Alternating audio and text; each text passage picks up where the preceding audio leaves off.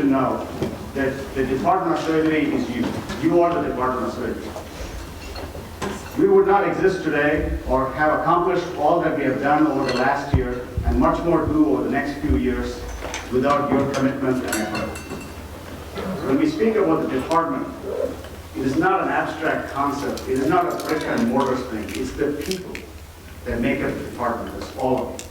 People in the department, nursing staff in the hospital, administrative staff, everybody, all of you coming together creates the fabric that forms the Department of Surgery. What we're going to do this morning is to share some of the progress over the last year, so you're aware of some of the metrics that we look at and what we accomplished. And then we had a strategic planning meeting in September 2018 that led to a number of task forces to address specific things that many of you are already involved in and will ask many more to be involved in the next few months. It is also important to understand that the departments are the key functional units of the health system. We'll show you a little later how the departments and other entities interact to create the fabric that then becomes the health system. When we think about departments and faculty and staff and the health system, to me and to many of us, it's important that the tripartite mission, the three legs stool, traditionally that we talk about, that somewhat over the last decade has been a little bit imbalanced, needs to be reset in its proper balance. The mission of excellent clinical care, supported by innovation and education, is sacred to the department and to the health system. And that's something that we cannot forget. This sacred mission we must all hold to the highest extent.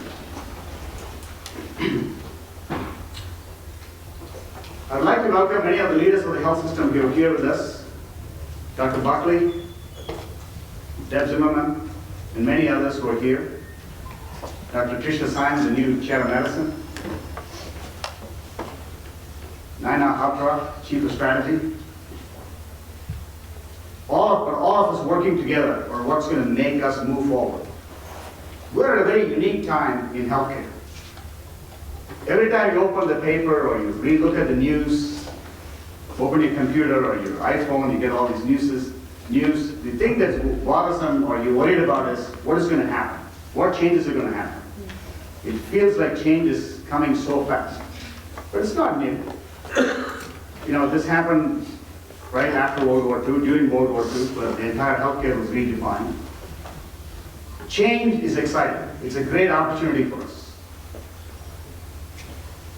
Academic health systems have the unique opportunity to take advantage of the climate of this change to create new ways of doing things.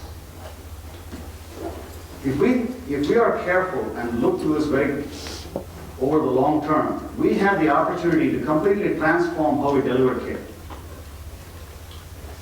And if you listen to Dr. Rao's eloquent message on this video, I think we must echo his sentiments very carefully. What he asks us is that the patient experience be paramount, and safety and quality are key components of everything we do.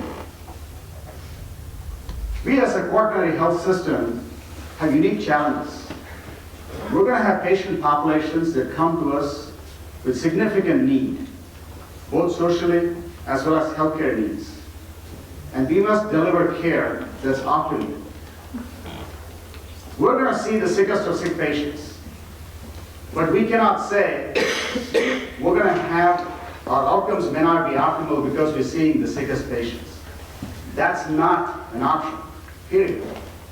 What we have to say is we're going to create innovation, new ways of doing things, so we can take people at the greatest need and provide the best care with the best outcomes. That's what will make us a unique health system.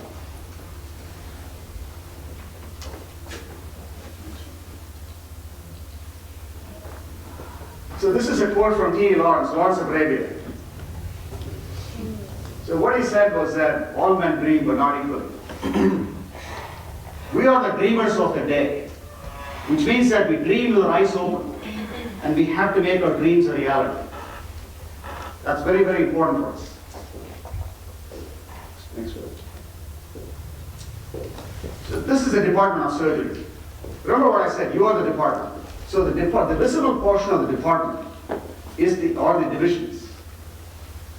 Those are the petals of the flower. Support of education, research, and other administrative functions that support the clinical and research and innovation. The administrative side of the Department of Surgery should really be submerged under the ground. It's a strong roots without which the tree or the plant cannot stand, but it's not visible. So please keep that in mind. So when you think about the department, it's not me or it's not the administrative staff. We are important, but we're under the ground.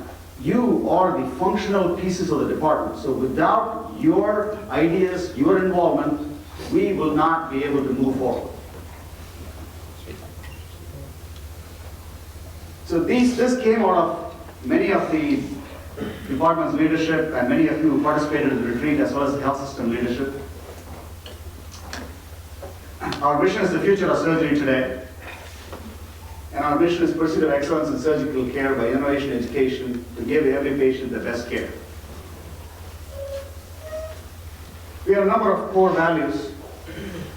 The one thing I really want to point out is people. If you leave this today and you forget everything I said, you'll remember two things, I think. One is the Star Wars theme.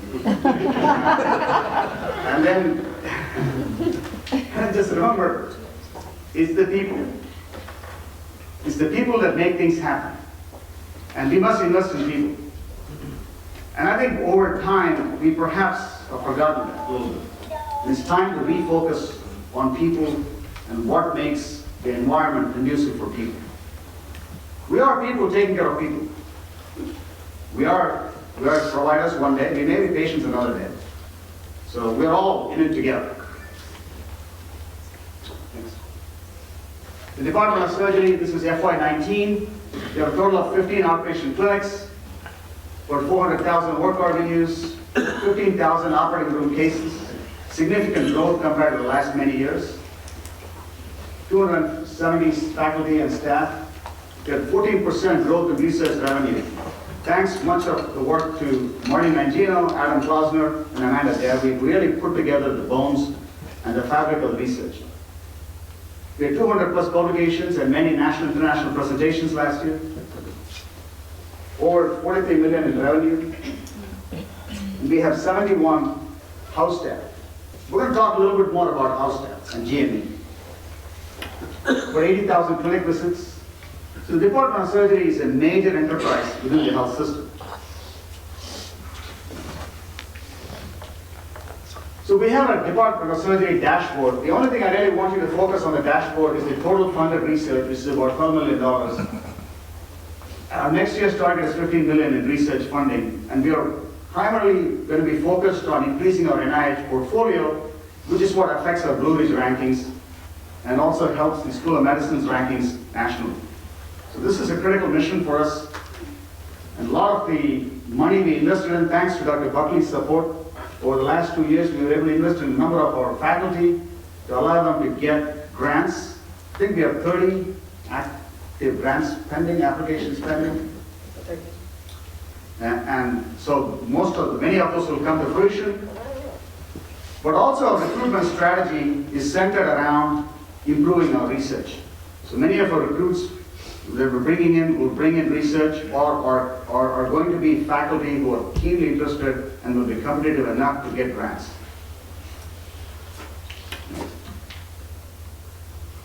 So the other thing is the people, but the places. We don't have adequate space in our laboratories. Much of our lab facilities in Sanger 9 are antiquated from the 1970s, and one of the things we have done is we raised about $4 million in philanthropic support to renovate our space in Sanger 9, and this will be starting in 2020, in January of 2020, once we get the state permits. And that'll allow us to do collaborative research, not just in the department, but interdepartmental. Departments of Medicine, School of Pharmacy, School of Engineering, all of us will participate. We already have partnerships with dentistry, OBGYN, a number of others to partner in research and other activities in this space.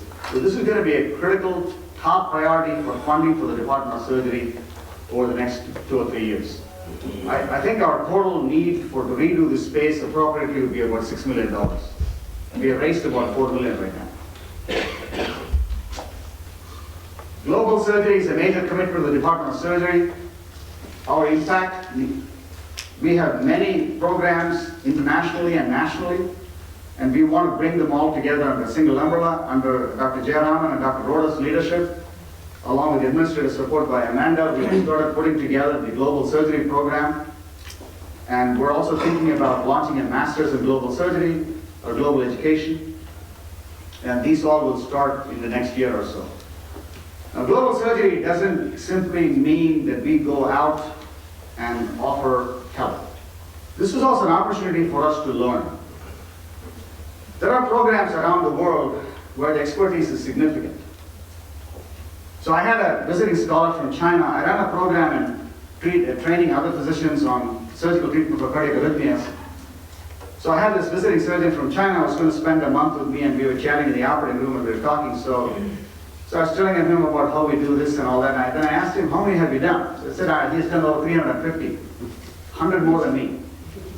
So remember, and he was able to teach me a lot. So the fact he came here not only benefited him, but benefited us equally. So I think there is opportunities for us to go out and learn innovation, ways of doing things that are efficient, maybe more cost effective, maybe just be simply more innovative. So this is a huge opportunity for us. And also to think about the population around us in Richmond. There are populations with significant need in our own midst that we must pay attention to. We can't afford to ignore what's close to us. And all that we're going to bring under the umbrella of global surgery. Philanthropy is a very, very important part of what we do. And I think, again, Dr. Buckley has taken the lead in this along with our philanthropy groups to start educating us on how to do this well. We have a number of patients and other people who touch the health system with significant ability to give, and they want to help. We often are shy about asking, but they want to do something. So just give you an example, I had a call from a patient of mine about 2 weeks ago, and we were chatting, and he said, listen, I'm grateful for everything you've done. What can I do?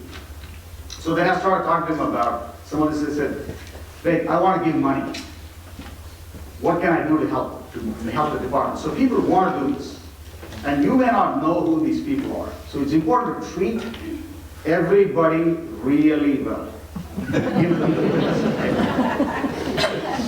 So that philanthropy is not a small part of what we did. So last year alone we raised $3 million. Without that, much of research funding will not happen. Remember, the NIH dollars are constrained. Clinical dollars are getting constrained. So we don't have the ability like we had 10, 20 years ago to move money around. So, and there are people who are grateful for what happens at this institution. And we want them to help us to innovate and move things forward. I want to talk a little bit about education. The words health system essentially means that we're involved in the health of the community. One of the things that is very, very important that we do, that differentiates us from other people around us in this community, is our ability to train others, nurses, paramedical staff, physiotherapists, physicians, nurse practitioners, physician assistants. Our ability to train a healthcare workforce is very, very important. That is the key to sustaining the health of the community. And we must invest in this opportunity to educate a new generation of leaders. Specifically in regards to graduate medical education, one of the priority for focus for us is the wellness of people in the department and the health system. And how are we going to do that? I think we have to do that by treating each other well to start with. We're all guilty of getting upset in the middle of the night when somebody calls or you're a little short. But I think we need to be really be aware of that, start treating each other well, communicating to each other. It's okay to disagree. When I was, many years ago, my daughter, she's 22 now, and she was in kindergarten, I was visiting the kindergarten, and they had all these kids sitting together in small groups, and they were all discussing things. So I asked the kindergarten teacher, what are you doing? So she said, well, we're teaching them to disagree, but agreeably. I think that's the key. I wish I had that class. Part of my education. But I think that's, there are many ways of doing things. But we have to be able to come together and agree on a plan, or even if we have disagreements, to move forward. We must always move forward. We cannot move backwards. We have to invest in people. The biggest thing that, as a department chair, my biggest role is to recruit faculty. And we have to recruit faculty who are going to be invested in creating an optimal environment for patient care and for education. That's a top priority for us. Let's talk a little bit about graduate medical education. Graduate medical education, unfortunately, has kind of become the stepchild of academic medicine. I think it's time to make a complete change. About 10 years ago, there was a consensus, there was a think tank put together that looked at the funding of future of funding for graduate medical education. And this was a think tank put together by the Congress, and they came out with a number of recommendations. Some of those were very concerning. One recommendation was that in the future, the federal government would not participate in graduate medical education funding. None of those came to be a reality, but one thing that has happened is that the funding of GME has been capped since the 90s. We don't have new funding coming from Centers for Medicare or Medicaid. But the healthcare needs are growing. The population is growing, not just in the United States, but across globally. People are getting older. We're getting new problems. We're creating new conditions. We don't have a workforce. So the dotted lines, particularly the black dotted line, is the graduate medical education supply if we remain status quo. The demand is the solid lines. So we will never meet the demands. Particularly if you take the surgical workforce, even if all the practicing surgeons decide to retire 2 years earlier, or 2 years earlier, we'll have a 20 to 25% decrease in the number of people we need. If they retire 2 years later, we're still 15% below what is needed to take care of the population. And the need is particularly dire in some subspecialties, surgical subspecialties like urology. Urology trains about, think about 280 or 300 residents per year that graduate. The need is about 36,000 urologists a year in the United States. We're never going to meet that demand. I think it's time for us as a health system to strategically invest in graduate medical education. We can no longer afford to push this to the side. Because this is a differentiating program that separates us from other health systems and other programs in the community. Sure, HCA trains a lot of GME programs, but regionally we're much bigger in terms of our supply. And if we are the primary provider of healthcare members in the community, we have an opportunity to influence care. So I think a strategic process around graduate medical education and other educational programs is going to be critical for the health system. This is just to show that our surgical trainees since 2016 to 19, where they've all gone. Some of them are also international. Next. Katie. Hi everyone, I'm Katie. Can everybody hear me okay? I'm the new interim administrator for the Department of Surgery, so I'm going to spend a little bit of time talking about our clinical programs and celebrating some of the accomplishments over the past year. So we thought it was important to highlight this year, maybe in a different way, some of the accomplishments of our divisions and the excellent clinical work that they've been doing. Everything from developing innovative care models to bringing back our living liver program for transplant and achieving certifications that really differentiate us and tell the market and have patients come to us and be a referral source.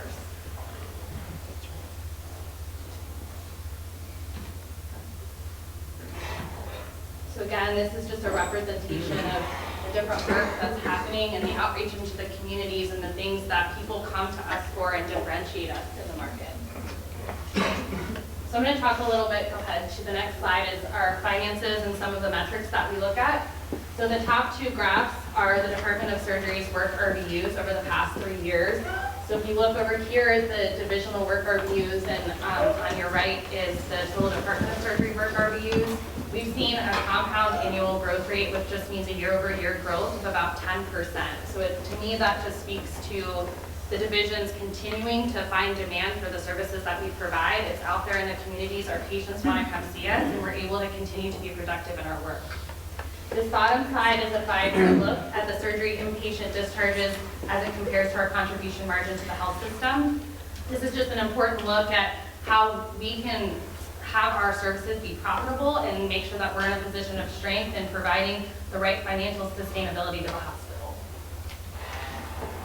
This is our financial dashboard, which I know we've shown in the past.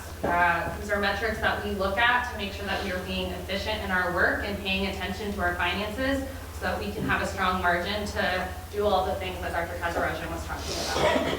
Two of the points I want to make on this slide and things that are new and different this year. If you look at our new patient access lag time, the health system is going to start measuring that in the third next available new patient visit.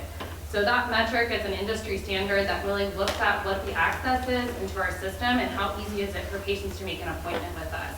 It gets rid of all the noise of cancellations and reschedules and really is a touch point to say, are we providing the right level of access when patients are trying to call and make an appointment with us? And I think this is something over the next year and 3 years in our strategic plan that we're going to continue to refine and make sure that you and your services know what your data says so that we can put the right resources in place so that your patients have access to come and see you. The other metric I want to point out is denials as a percent of surgical charges in FY19. One of our assistant administrators, Jason, has done a lot of work in refining this metric and really trying to understand why we're getting denials for surgical cases. This means that potentially we're not getting paid for the work that we're doing. And part of our job, and as Dr. Kasarajan spoke to earlier, is to be in the background and make sure that you guys are getting payment and we're not doing work for free. So this is an all-cause denial, so to speak, and there's things that are controllable in there from the department and revenue cycle perspective, such as pre-authorizations or submitting the correct documentation to our payers so that they can pay us for the work we're doing. So again, something that we'll spend time over the next year putting some focused effort on to drive that down. This slide we thought was impactful to look at our geographic reach. We've seen patients in 47 different states in 8 countries over just the last year. This is just FY19. We have a great impact as far as our numbers and the growth that we're seeing. So again, it just reiterates that people want to come see us. They're coming from all over the country. We're not just a regional referral source, but a national and international source. And it speaks to the need for us to continue to differentiate ourselves and become a referral center and player in the market. So I'm going to pass it back to Dr. Kasarajan to talk a little bit about our market share and the differentiation of services that we'll focus on.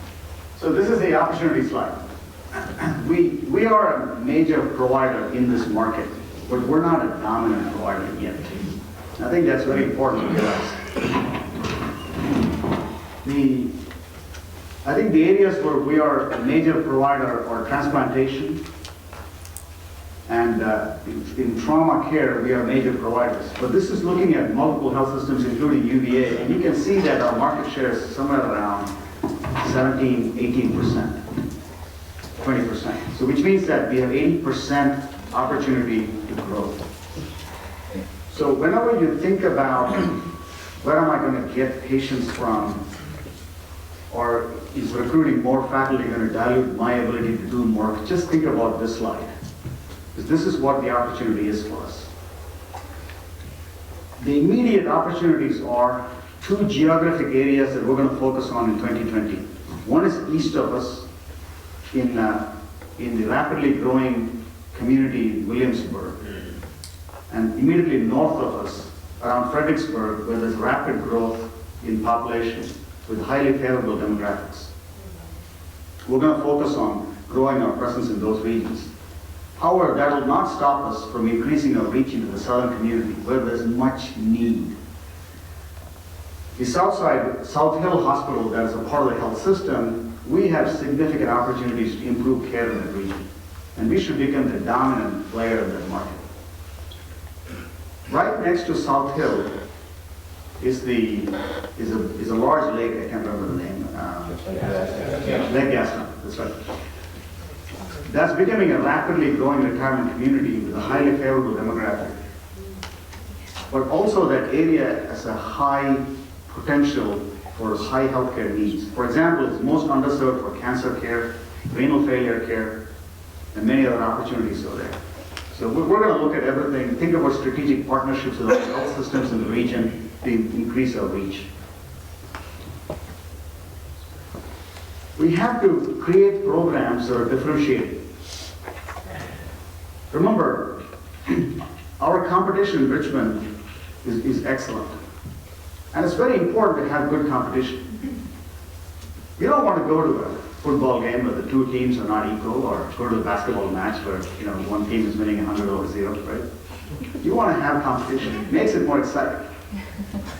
Richmond is an exciting place. We have Mercy Health System with two of the flagship hospitals in Richmond, St. Mary's and Memorial. HCA has two flagship hospitals in Richmond, CJW and Henrico Doctors. We have excellent physicians, excellent nurses, paramedical providers at all these hospitals, many of whom train here. They're our trainees. We're proud of them. But we should compete. The way we compete with other systems is not by worrying about what they're going to do next. You compete with yourself. That's the only way to win. I used to play a lot of tennis. Tennis is kind of an awkward sport, right? Because you have to go out there in the court. You have to face your opponent. Nobody can advise you from the side. Your coach can't coach you when you're playing. You're there by yourself. The only way you can win is you have to do your best. You have to outplay your opponent. Your opponent's going to do everything possible to beat you. They're going to hit the ball where you can't get it. They're going to try to play better than you, and you cannot control it. Because you got to know separating them. You can't run with that and tackle them.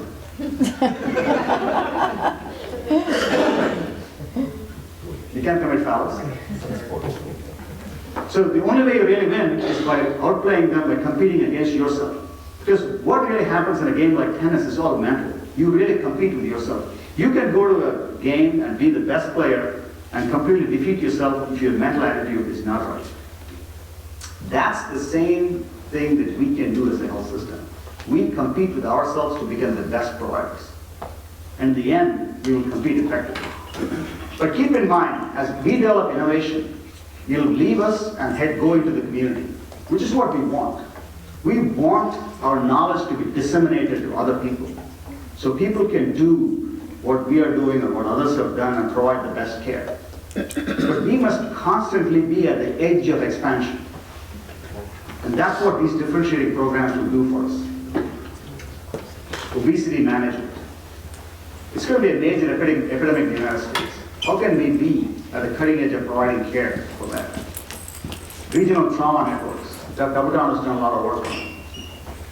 We're going through the American College of Surgeons Children's Verification Program, led by Dr. Lanning. Build a regional aortic center, lung transplantation, create ambulatory surgery centers in the region that will allow us to decompress the main campus, move less acute cases into the community, and bring more complex work downtown. Wound care, regionalized wound care, beyond what we're doing now, so that patients are not showing up in the emergency department. We're taking care of diabetic feet, ischemic limbs, much more appropriately, reduce the risk of amputation. These all become very, very important for us. The cancer center. So differentiating services are unique. We really have to think beyond the box. We have to look beyond the horizon to see what others cannot see. And that's going to be the most important thing for us. Next. Again, to go back to what Dr. Rao said, all this is not going to be possible unless we also focus on the quality of what we do. So we created a Department of Surgery dashboard that's on our website for you to look at. And we'll share this periodically with you. I think every quarter we update this, right? So we look at some of the standard quality metrics: 30-day readmission rate, mortality, hospital-acquired conditions. The CMS star rating is for the entire health system. Dr. Larson is leading the Department of Surgery's quality program, and we're going to partner with the health system to look at key things such as mortality, sepsis. Dr. Farada is looking at prolonged ventilation and how to improve that, and the incidence of renal failure and what can we do. And that's going to be a major focus of our ERAS group led by our anesthesia colleagues and by Dr. Jamie Bull. These things are very, very important. The CMS star rating, 25% of the weight is on mortality, and there's a significant amount of hospital-acquired conditions. So if we can make a small impact from the department, it will impact the health system in a positive way. Then there are efficiency metrics, and then we look at some performance metrics, and then the value. The value is what people perceive in us. So we looked at recently at provider ratings by patients on inpatient units. I was telling Deb Zimmerman, our chief nursing officer, that the nurses have an outstanding rating by patients because they're there all the time. They provide excellent care. As physicians, we're a little bit behind. But we need to improve it. And part of it may just be a perception. They may not perceive our advanced practice providers as being a part of the provider team. So we really have to make sure we introduce ourselves to patients. We talk to them. We introduce our advanced practice providers.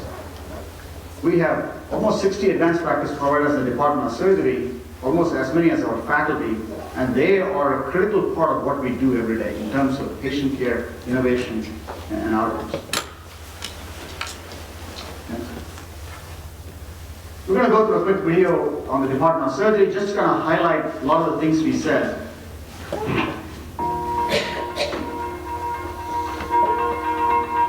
The mission for the Department of Surgery is the pursuit of excellence. And it's not a mission that is based on just a statement, but we live it by the moment and by the hour. I would never consider not working in an academic environment because I love teaching. Providing high-level, excellent care to every patient, no matter where they come from, what they look like. We take pride in doing that. Each time that I came into the office or when I was here inpatient, I felt like I was the only patient in the hospital.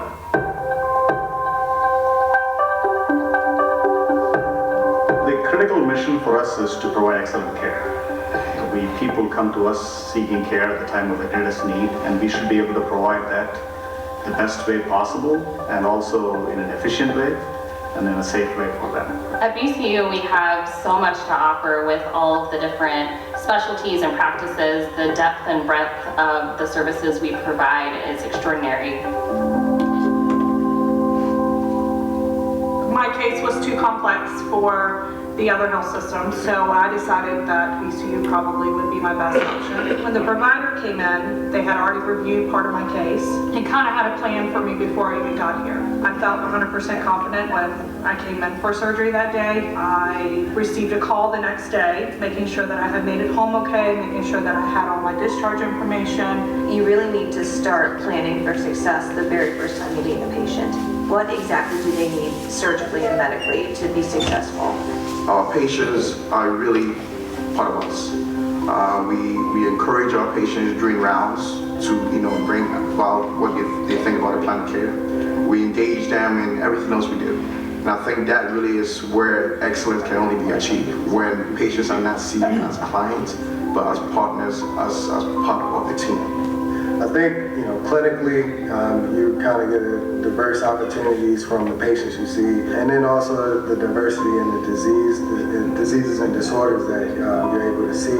When you work in a place like this, you see things that people out in the community, people who don't work in a place like this, will never see in their entire lives. At VCU, but the whole aim is to provide one of the best surgical outcome models in the country, and it's based on enhanced recovery after surgery. Instead of just rushing patients in for surgical operations, we get them ready for surgery and optimise them and educate them on what to expect during surgery and after surgery. Without research, we will not advance knowledge.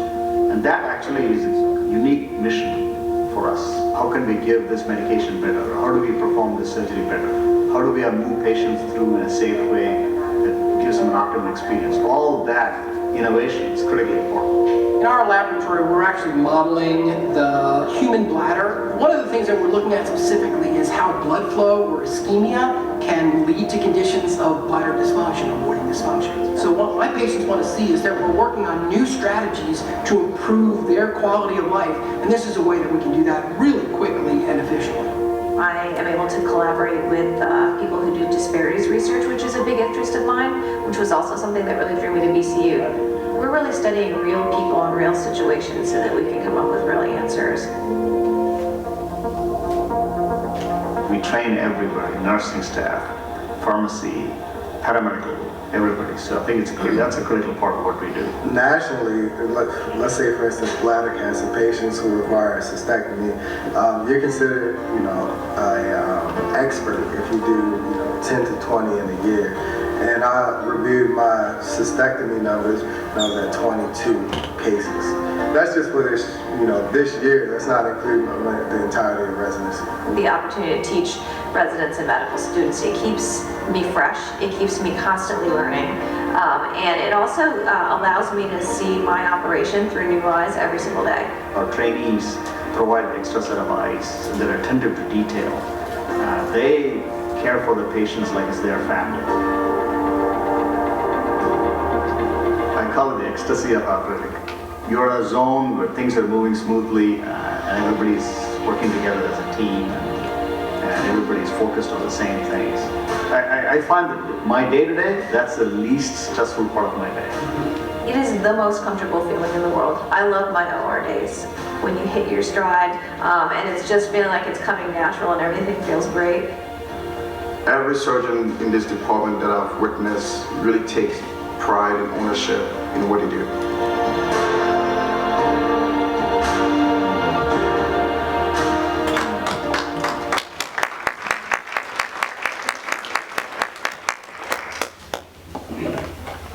Just a quick look at the strategic plan. There was the folder outside that you picked up on the way in, or please pick it up on the way out. We're not going to read through this, but we basically split the strategic plan into 3 parts based on a tripartite mission with specific goals for each. And our hope is that over the next 2 years, we will try to work on as many of these as possible and move them, keeping in mind that this is a constant process and will continue forever. But this is where we're going to start. And these are very specific goals, and you'll read through them and you look at them. Next one, please. We already created a number of task forces. Of course, one is the revenue cycle, where we think there's a huge opportunity. Access is a major part of the health system's mission to improve access to patients coming in. Of course, quality of care and the wellness of not only the patients, but also us. If we're not well and happy, our patients are not going to be happy.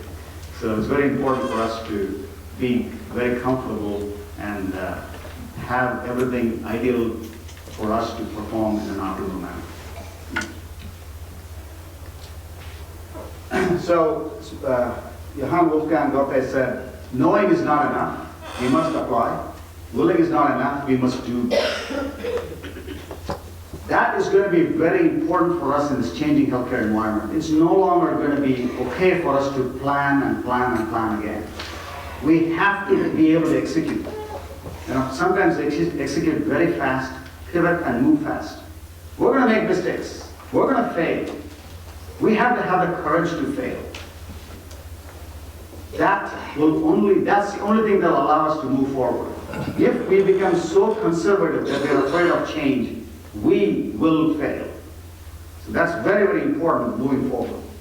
Whatever you can do or dream, you can dig in it. Boldness is genius, power, and magic in it. And I want you to remember this. We're going to need to make fast changes, pivot fast, respond to our opponents, as we talked about in tennis, very fast. Otherwise, the ball's going to get past us, and by the time you know, you're going to be 6-0, 6-0. The fabric of VCU Health is the people. Go ahead.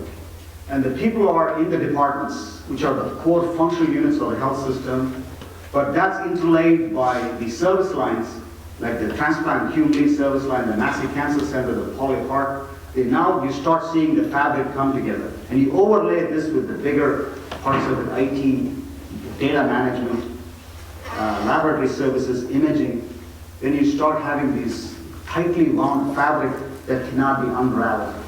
And that's going to be very important. Our fabric has to be so tightly knitted and close together that it cannot unravel. So we're going to stop here, and we're going to take a minute to recognize a number of individuals at the Department of Surgery. And these individuals were chosen by a panel of their peers, and Katie is going to read through some of their accomplishments and give them the awards. So this year's the first year we're going to do this. We decided on 3 different categories to try and promote the 3 elements of our mission. And so the first is excellence in patient care, and if any of the nominees are here, could you stand up and be recognized?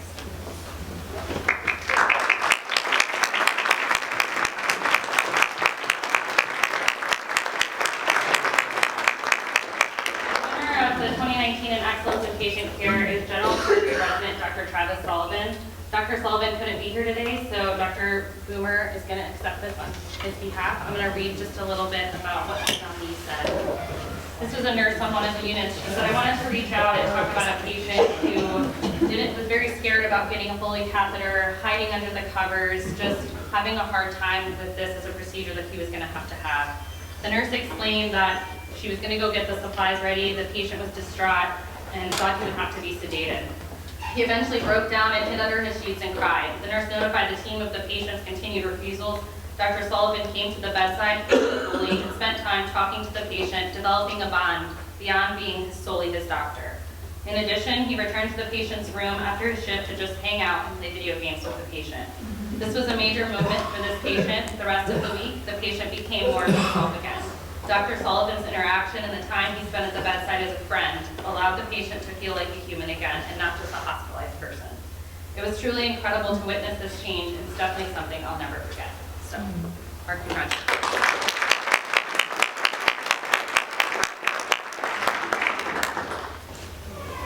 Next is Service Excellence. The nominees can please stand up here.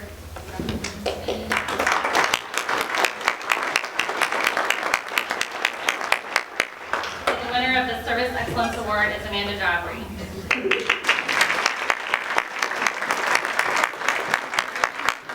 Department of Surgery, Office of Research, Biomedicine, Innovation, and Technology. Amanda's nominators wrote, over the last 3 years, Orbit has been able to grow and transform to be a successful resource for researchers in global surgery. This would not have been possible without the drive and leadership of Amanda. Amanda goes above and beyond every day for each person in this department and has become one of its great assets. She takes each day to learn and grow in her role and is a model for each of us.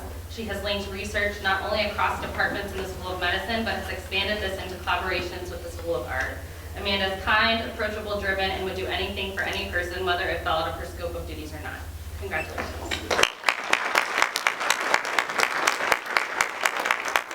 And last is our Innovation and Impact Award. Everyone could stand if you're here just to be recognized.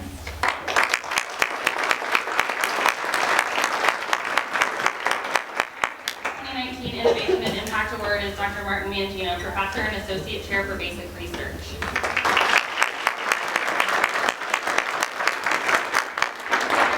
In this nomination packet, it was suggested that I read some of Dr. Mangino's own words, which summarize why he's so deserving of this award. In case you didn't know, Dr. Mangino and his team recently received a patent for their incredible work with PEG 20K. In a message to his team about an upcoming meeting with a business partner to commercialize this life-saving solution, Dr. Mangino wrote, if you can, please try to attend to help us move all of our hard work in the lab into the hospital, clinics, and fields to save lives. You can work your whole career in the lab and never quite see your work come to fruition. For this much good, and I'm feeling quite privileged to be a part of this whole continuum. I'm hoping the rest of the team feels the same. So I think it just speaks to your work and dedication. Congratulations, Dr. Mangino.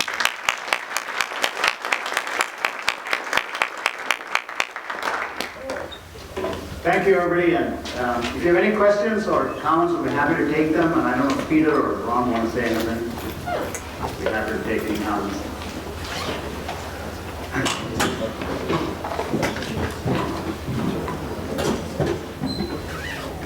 Just want to express on behalf of the entire institution our gratitude.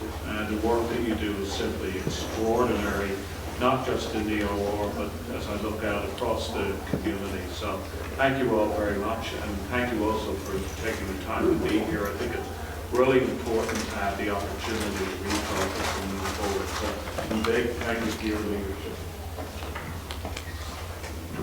I also want to take a minute to thank two people who really made this possible, and one is Nikki Meter, without whose help.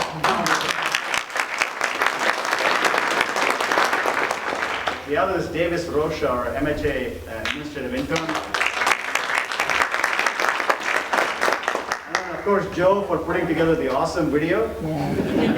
But more important is that Joe did not take my advice. My concept of the video is very different, and everybody disagreed with me, and they changed the whole thing. Right, when I was out in India, they changed the whole thing, so when I came back, they said, this is the video, and this is what we're going to play. Thank you all for your time.